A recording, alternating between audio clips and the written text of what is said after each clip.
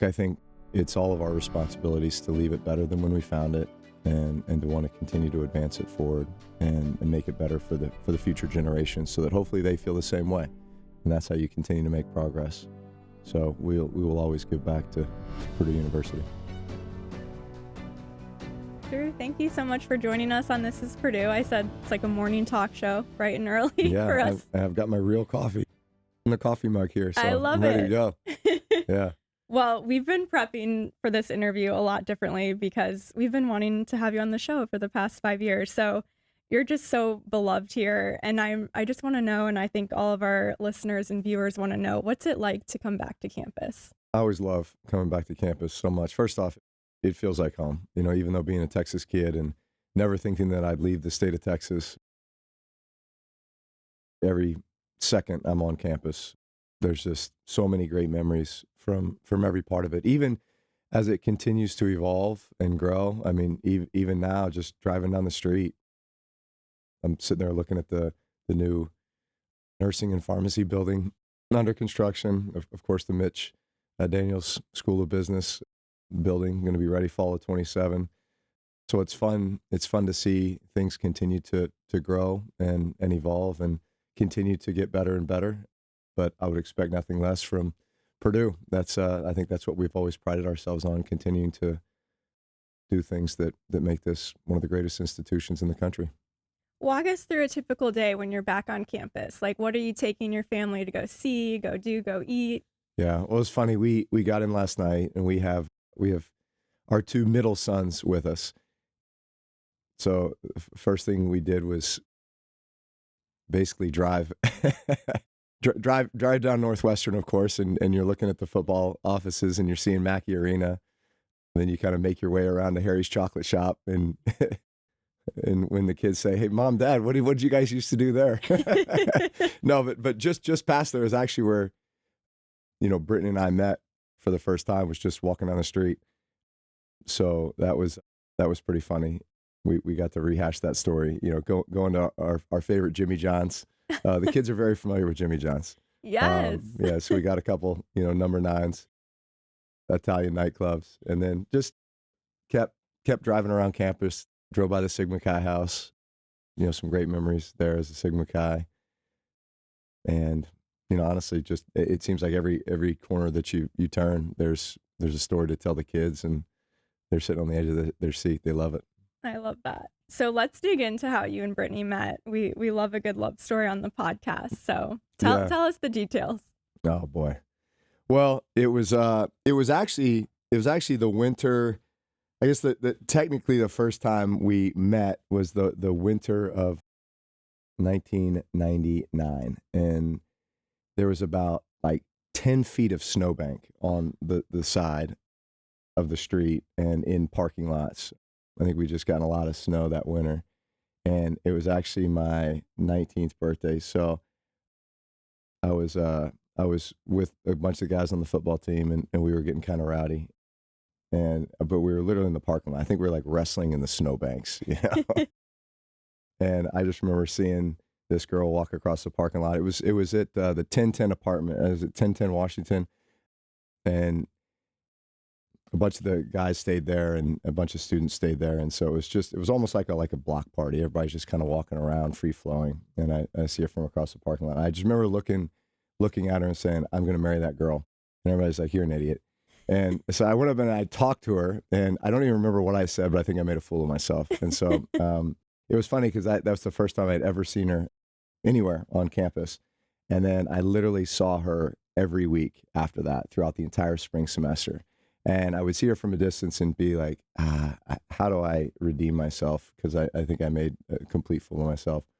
And so finally, it was that summer. We were all back for summer school, and we bumped into each other on the street, I think in front of what used to be Where Else, or the boiler room, or, kind of in that corridor.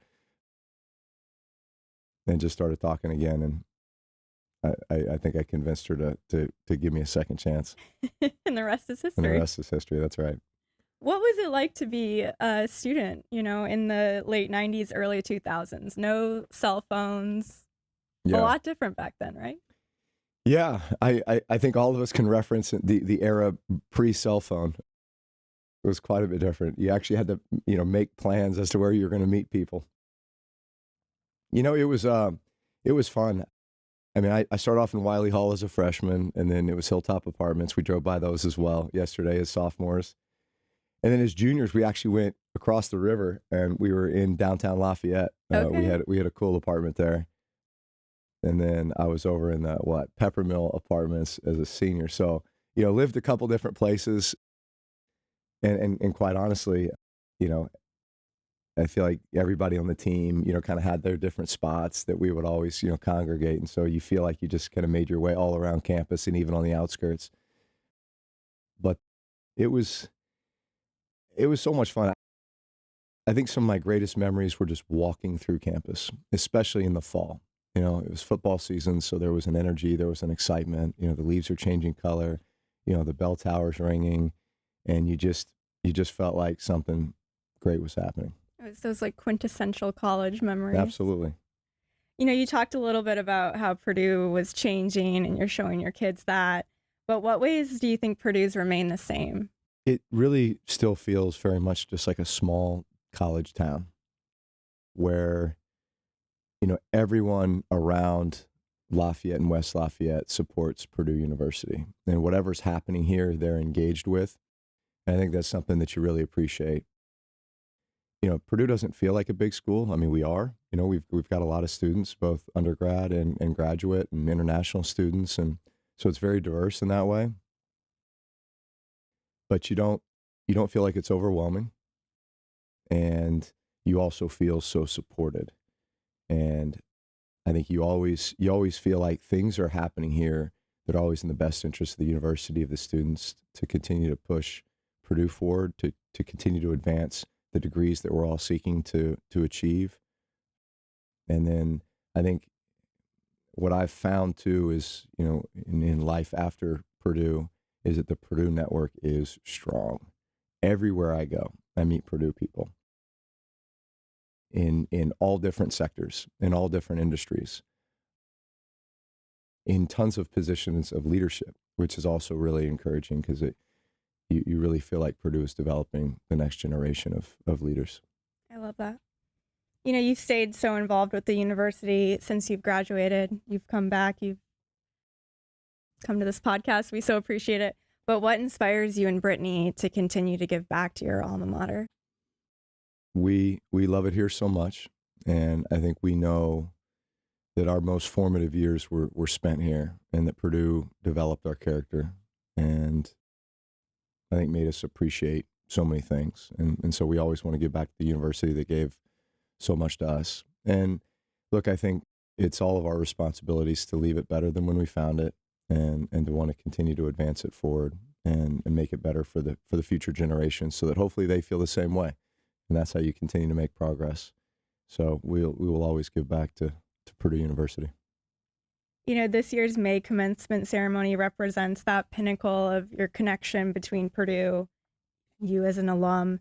What's it like for you to be back here and recognized with that honorary doctorate in business from the Mitch Daniels School of Business? Yeah, it was very unexpected. And you're kind of speechless for a while. You're like, wow, this is absolutely incredible, especially, Mitch Daniels had such an impact on this university, and obviously is now the namesake of the School of Business. I think it just continues to show the evolution and how we as a university continue to want to push things forward, recognize those who have made such significant contributions, like former President Daniels, as we continue to develop a great relationship, and also with the Board of Trustees. It's honestly, I'm just honored and humbled. Never thought that this would be something that would be bestowed upon me, but it's an incredible honor. So getting into the football side, you're the first This Is Purdue guest that was also on New Heights. We can officially say there we that. go. Okay. I prepped for this interview by watching you on that. How enjoyable. Right. But you were just coming from a small town in Texas, and Coach Tiller recruited you. Like, what did you think the first time you arrived at Purdue in this small town in Indiana? Well, it, the pretty funny because I was being a Texas kid, you grow up with I think probably a narrow view of the world. The state of Texas is a big state, right? It's bigger than most countries' economies, and there was a ton of schools down there too. That was the old Southwest Conference days, so people remember that. Growing up there in the 80s and 90s, it was all about University of Texas and Texas A&M. Both my parents went to Texas A&M, so I wanted to be an Aggie, hands down. But I grew up in Austin, literally 6 blocks away from the University of Texas campus. So we would walk to UT home football games, buy the cheap bleacher seats, and I watched some epic games in the 90s. And so like you're around that atmosphere. And then the other schools in Texas, Rice, Houston, SMU, Baylor, TCU, Texas Tech. I mean, the list goes on. Massive state, tons of institutions in the state of Texas. So I think in my mind, especially as your friends begin to, start talking about colleges, you're just, where am I going in the state of Texas, right? But I wanted to play sports. I wanted to play football. I wanted to play baseball. I was very athletic. And all of a sudden, you start realizing, well, nobody in the state of Texas is recruiting me. And I'll never forget the day at practice, which was December 22nd, 1996, where 2 coaches show up to our football practice as we're getting ready for the state championship game. And it's Purdue and Kentucky. Oh. And I remember our offensive coordinator coming over to me and tapped me on the shoulder and saying, those 2 schools are here to see you. And it was like, wow. And it was funny because when I first heard Purdue, I thought Ivy League because it had such a great academic reputation, Yeah. I mean, so I mean that as a great compliment, but I can't say that I knew that it was in the state of Indiana, part of the Big Ten, But very quickly I learned about the strong tradition around the cradle of quarterbacks. Certainly it reinforced its strong academic reputation. But then it's like, okay, I need to schedule a visit and check this place out, And so I come up here mid-December of mid-January of 1997. So Joe Tiller had just gotten the job. And he told me, he said, we were going to try to recruit you at Wyoming, but we didn't think we'd have a chance at you, even though they had a strong kind of Texas base when it came to recruiting. And he was actually surprised to see that I wasn't getting recruited. And he said, all right, but I think we can get you at Purdue. And so he started recruiting me, brings me up mid-January of 97. And I'm telling you, there was so much snow on the ground. All I heard was Purdue's this beautiful campus, beautiful red brick buildings, John Purdue, And I could not see the buildings because there was so much snow. It was like blizzard conditions.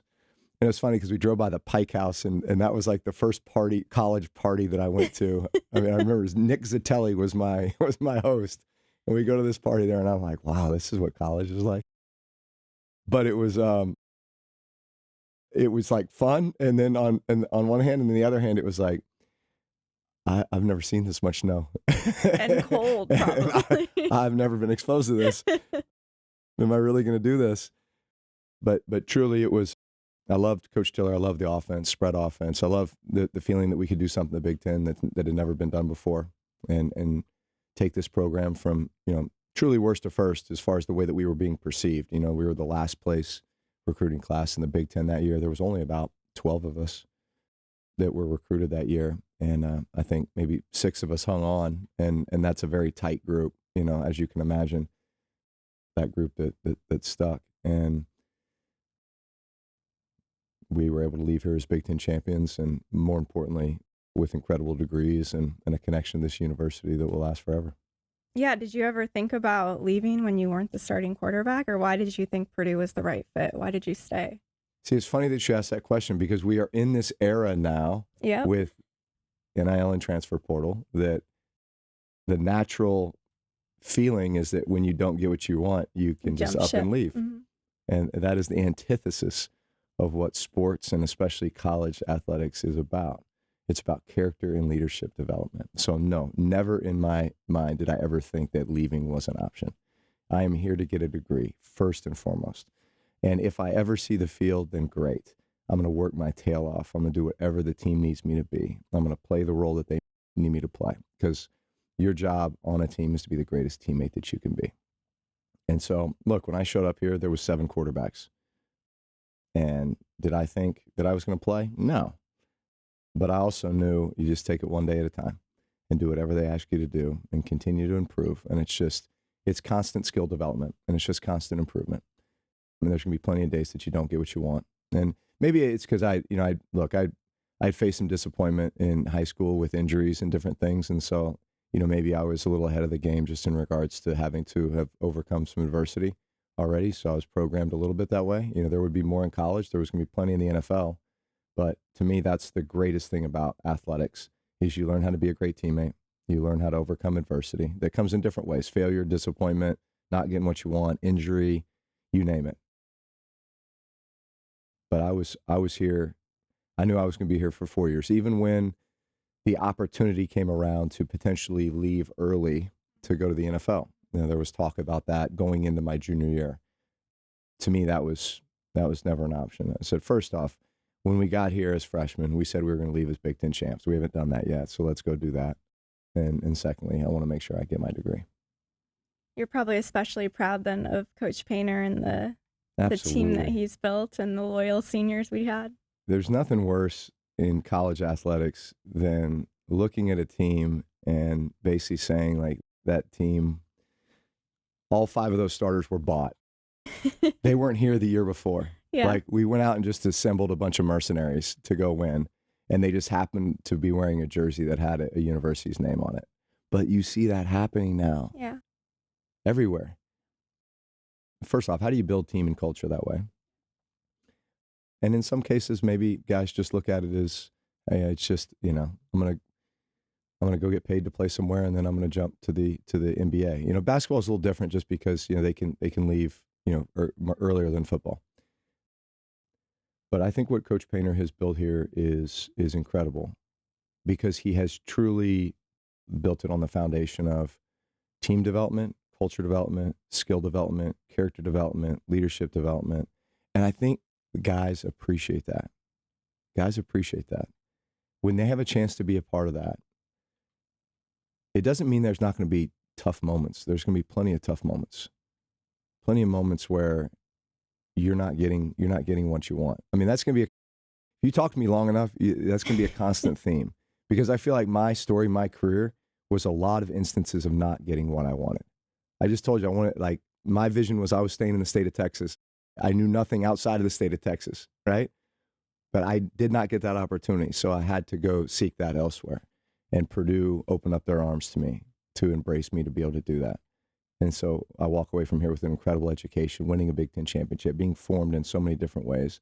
I go down to the San Diego Chargers. I get benched 3 times, right? Did I want that to happen? No, right? And then I have a major shoulder injury that I thought was going to end my career. Did I want that? No. New Orleans was the last place I ever thought I'd land, right? And then 15 years there was the most unbelievable experience of our life. And so all these instances, at the time you're going through it, you're saying, man, this is terrible. This isn't the way I planned it, but God's plan isn't your plan. And it's what forms you and molds you into who you were meant to be. And you become so thankful for it. But it's also how not only does it form you, but it forms the team. And you have a chance to imprint on them. You have a chance to impact them in a really positive way. And so then when it comes down to like the real, tough moments, there's a level of trust, between teammates. Hey, we've been here a long time together. We've stuck it out together. And I think that's why you see the sustained success that our basketball program has had. A lot of that's because of the atmosphere and the culture that Coach Painter has created. And then the players come in and they buy into that and they reinforce that and they leave their mark on it. Absolutely. Speaking of forming a team, Coach Tiller is just as beloved among Purdue fans as you are. What types of things did you learn from him that you took into your NFL career? It's funny. Coach Tiller would always say, we operate by the golden rule. He who has all the gold makes all the rules. And that's me. No, he would say that, but he had a good way to kind of work in humor into his leadership techniques. I would say this, You woke up every day feeling like you had to prove it to Coach Tiller. And maybe that's just because of the environment that he stepped into in 1997. You know, you're having to turn a program around that hasn't seen a winning season in 10 plus years, and make sure everybody buys in. And that meant that, you know, not everybody was going to stay. And so that 1997, call it off season, you know, winter conditioning through spring ball was very difficult. You know, I think a lot of guys recognized that, you know, maybe they weren't going to be, this wasn't for them, you know. But I mean, again, you have to set the tone. Everywhere I've been where it's like Sean Payton did this in 2006 with the New Orleans Saints. You know, he came in and recognized, hey, there's some stuff that we need to clean up, you know, and maybe there's some guys that aren't going to be a part of this because they haven't fully bought in and they're not necessarily setting the right example. And if you're not going to buy in, then, you know, we'll show you the door. You know, there's somewhere else for you. It's not going to be here. And so I know that's what happened with Coach Tiller. It happened during that training camp that year. But man, I tell you what, when we started that 1997 season, you know, we felt like we had something. And you're looking around the room, and every guy that's there, you know, has earned the right to be there, and he's earned the respect of his teammates. And look, that starts from the top down. And so Tiller certainly made you feel like each and every day you had to prove yourself to him, you had to prove yourself to your teammates. And I think that's what helps create an edge. That team, you know, that you all won the Big Ten championship, you wound up playing in the Rose Bowl. You talked about a lot of you all were there since you were freshmen and you stayed all 4 years. What are some of your favorite memories from that season with that 2000 team?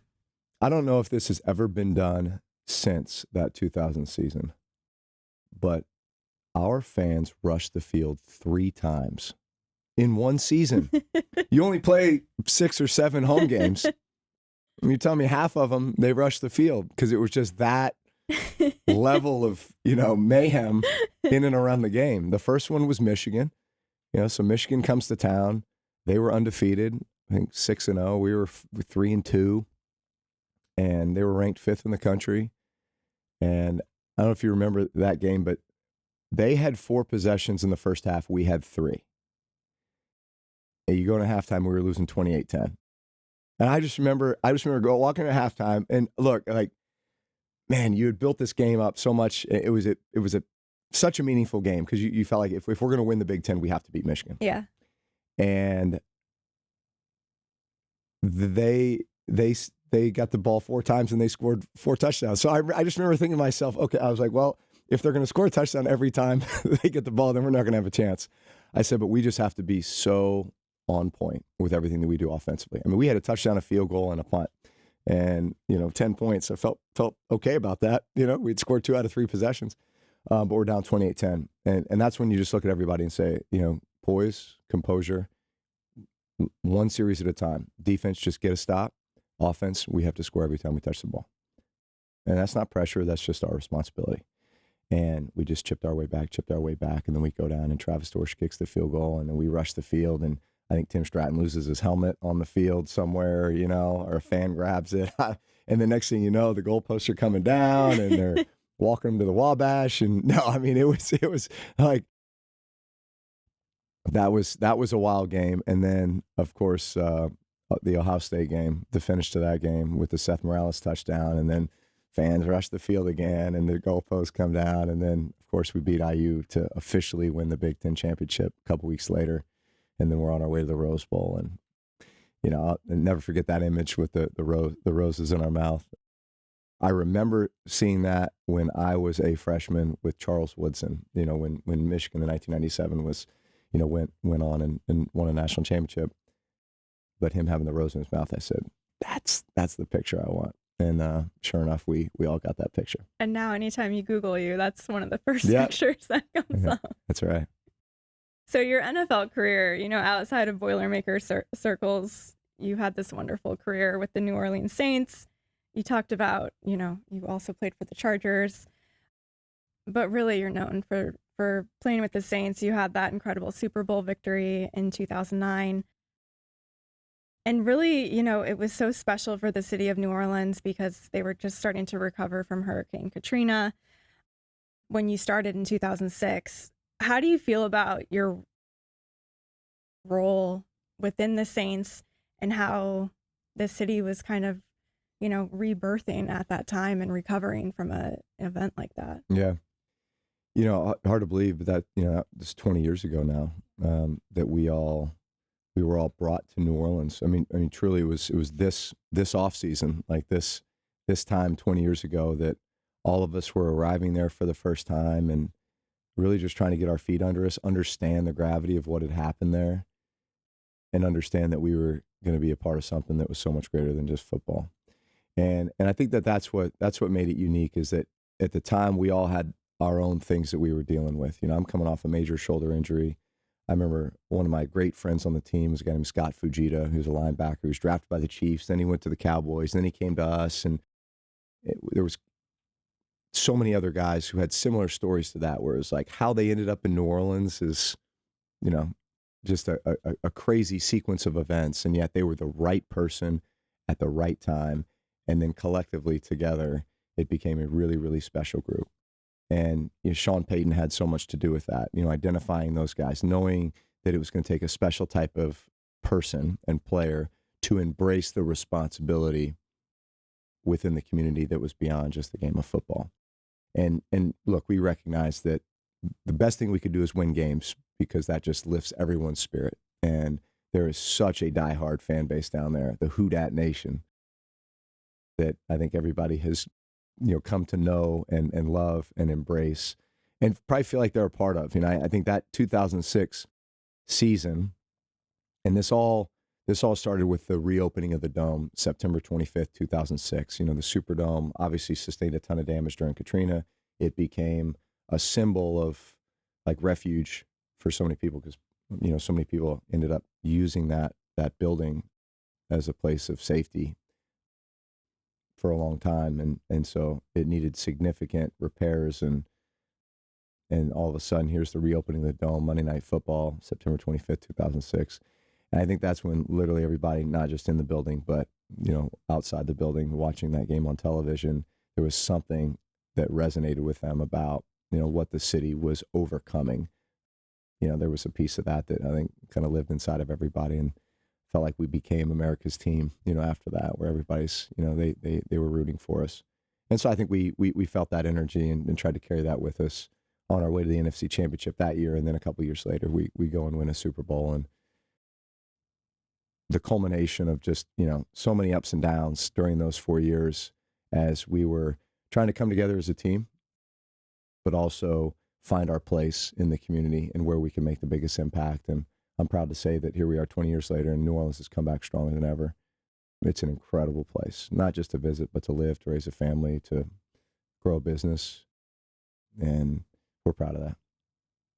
So you recently were inducted, or you're going to be inducted into the Hall of Fame. You just found out recently. What was it like to get that knock on the door and be able to celebrate with your family? Yeah, it's incredible. And another one of those things that you don't start off thinking about, when you enter the league, and even towards the end of my career. I mean, I remember going to events and people would introduce me as, future Hall of Famer. And it's just like, it just doesn't even register. You're just, I'm just still trying to play. I'm still trying to get better. I'm still trying to be a great teammate, still trying to win championships. Your mind doesn't even go there. And even upon retirement, I think you just,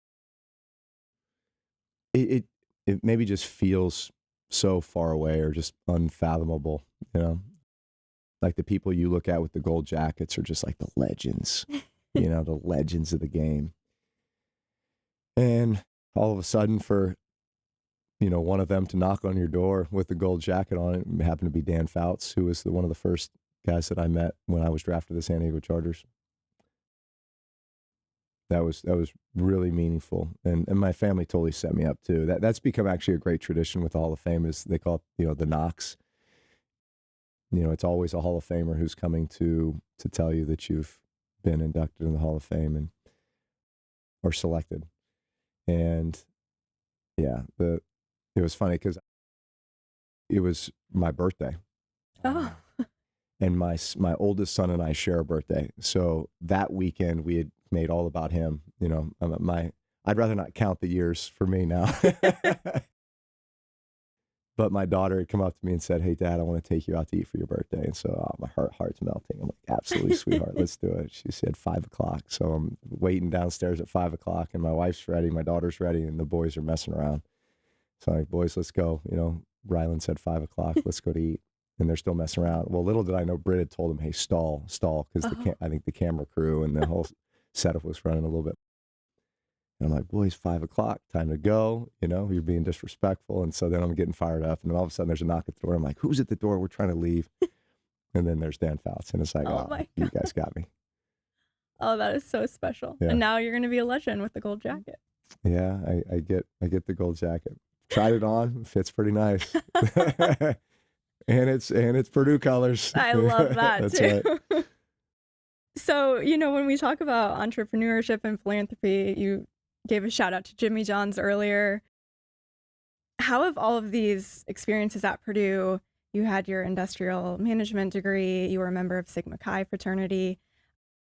How did these experiences prepare you for life after football as a business owner and entrepreneur? Yeah.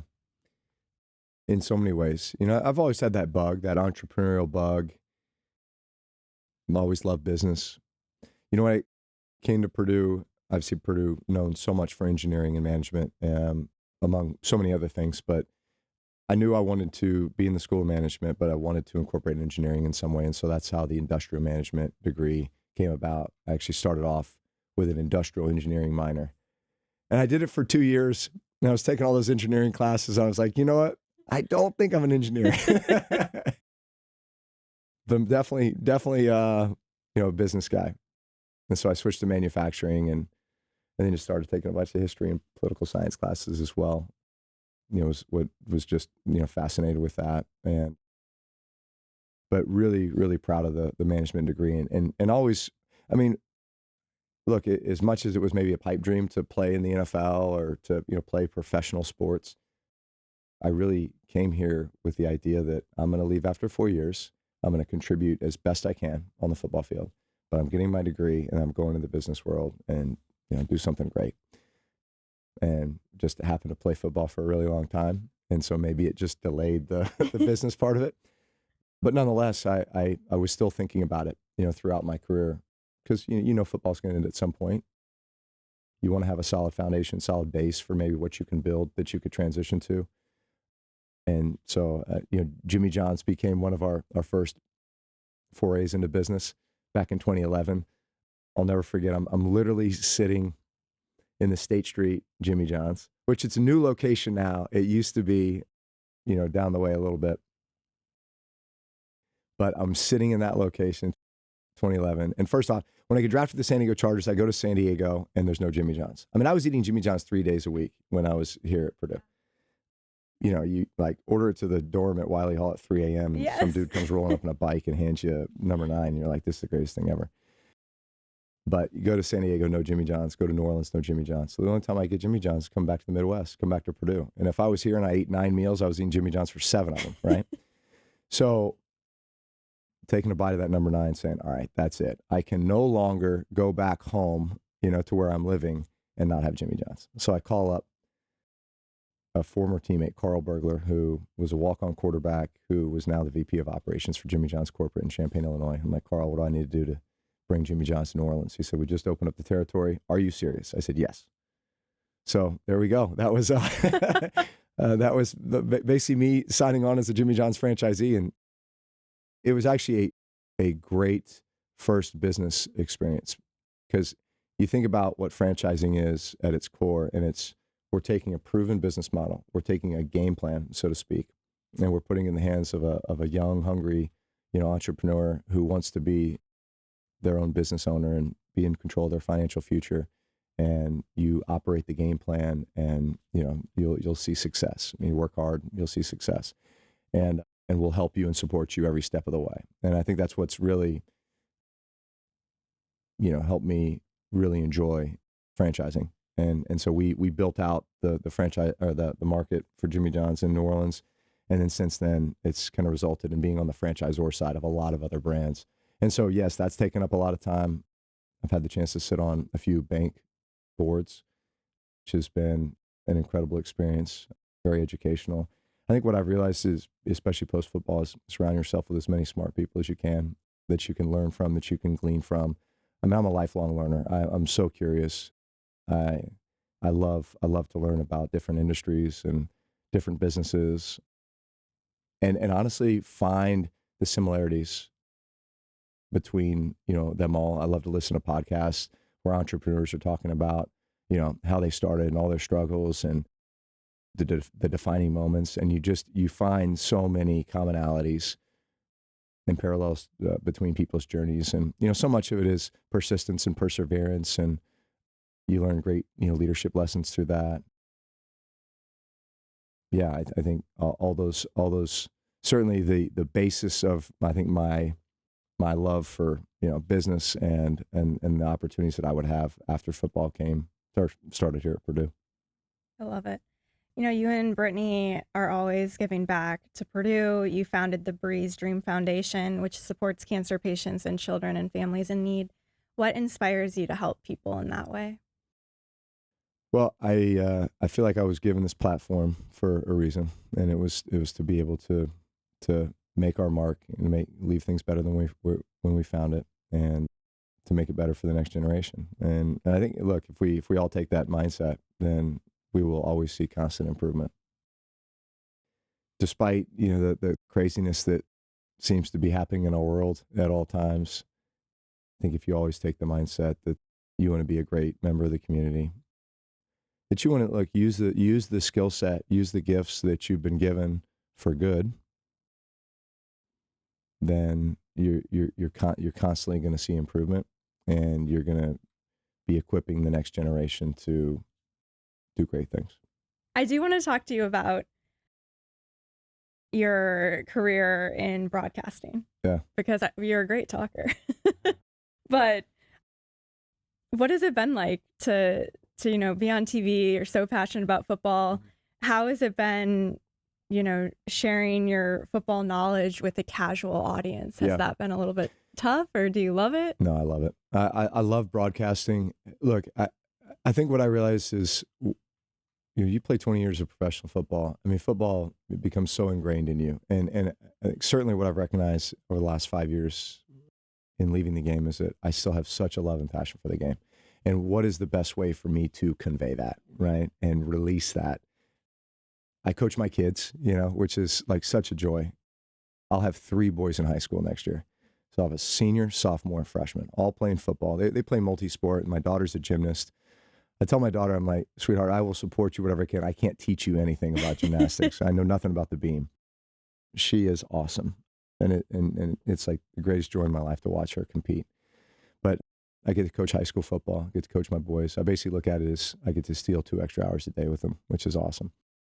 But also, teach their friends. Like all their friends I've coached since first grade. And so I walk around campus and I'm not Mr. Brees, I'm Coach Drew, So I love that. But the broadcasting, you truly prepare for a game as if you're playing it. And I think that's what I love. It's one of the things I miss about playing the game is just truly the weekly grind of going in on Monday and you're like, okay, how are we going to attack these guys? And you just sit there and you make your way through the film and you begin to start identifying things and you build your game plan, and then you go out and practice it and you work through, all the the mistakes, and you refine, and then you get to game day and then you just feel so confident and like invincible. That it's the same preparation with broadcasting, just sitting there as if I'm going to attack that offense, that defense. I know that coordinator. I know what his tendencies are. I know the skill set of this quarterback. I know where the matchups are. And you begin to build your own game plan. And then you have your production meetings, and you can, confirm that as you talk to coaches and the players on each side. But then once you get to game day, you're really reacting to what's happening in front of you.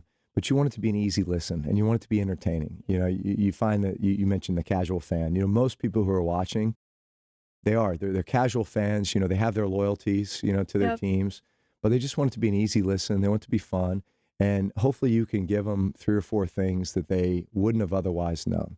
A fun fact about one of those players that once you dug in, you were able to find that you think is really relevant to what's happening, or can build a connection between the fan and the player. You see that every week. And then I think the most exciting thing for me is the situational football aspect. Like when you get to 2-minute drives, or when you get to key third downs or red zone possessions, and you can really just put yourself in the moment. I mean, that's what continues to fuel the fire. I do. I love the game, and I love to convey that through broadcasting. You mentioned your kids. Are they interested in Purdue? Is the senior looking at playing football in college? Yeah. So my oldest son, Balin, who is going to be a senior, a big lacrosse player. In fact, today he's playing in the Division I lacrosse championship in Oh my gosh. Southern California, which is awesome. I'm excited for him and his team.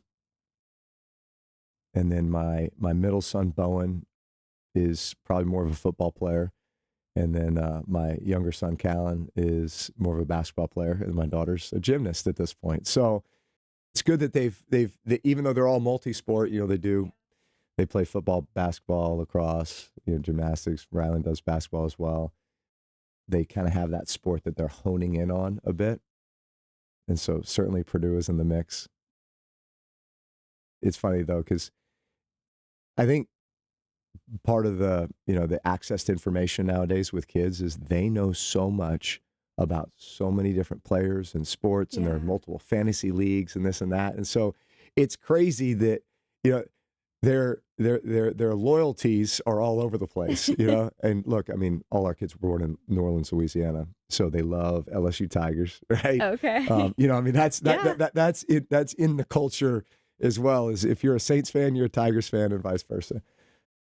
That's a great gymnast program, right? Absolutely, yeah. So we'll see how it plays out. No shortage of athletes in the family. Yeah, they love it. So what's next for Drew Brees? Oh, all kinds of stuff. You know what? I'm 47, coaching the kids, broadcasting, all the business stuff on the franchising side. I love youth sports. I'm a partner in a couple of youth sports organizations that are two of the largest in the country, Unrivaled Sports and Pioneer Sports. So I think continuing to kind of foster the next generation of athletes and leaders is something that I am really passionate about. This window of time with my kids is so much fun, so much fun. Watching them continue to grow and develop and kind of find their path. And then you as a parent just want to support them, every step of the way. I love what's happening here at Purdue. So being a part of all these things makes life a lot of fun. What excites you about the future of Purdue?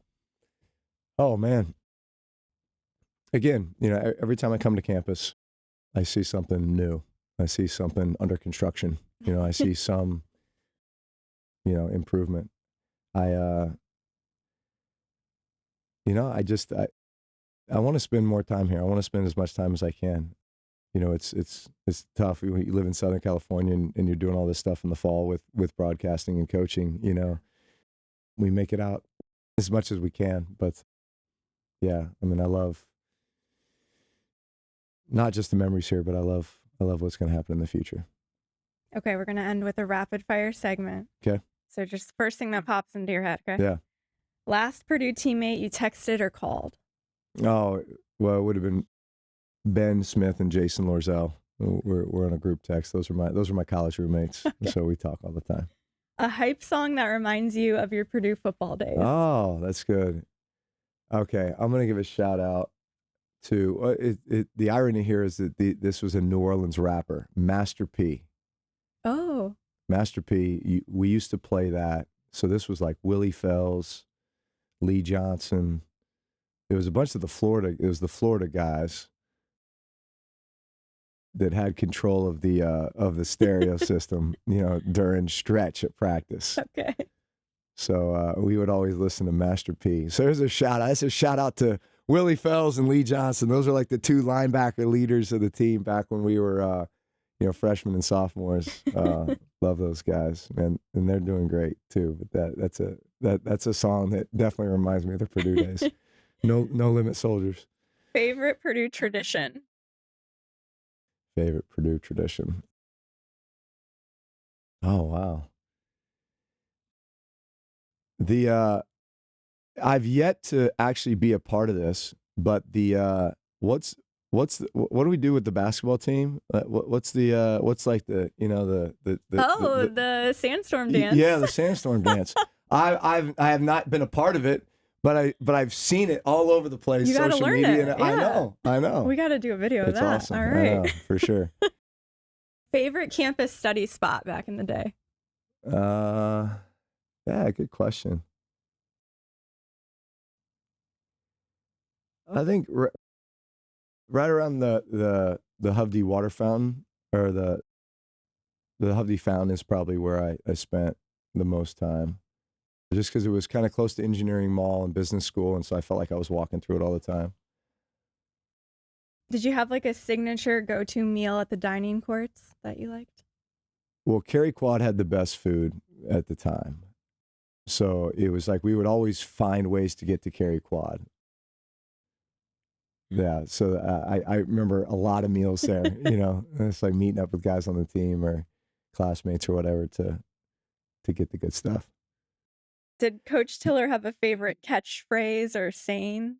Well, I said one of them. You He did. who has all the gold makes all the rules.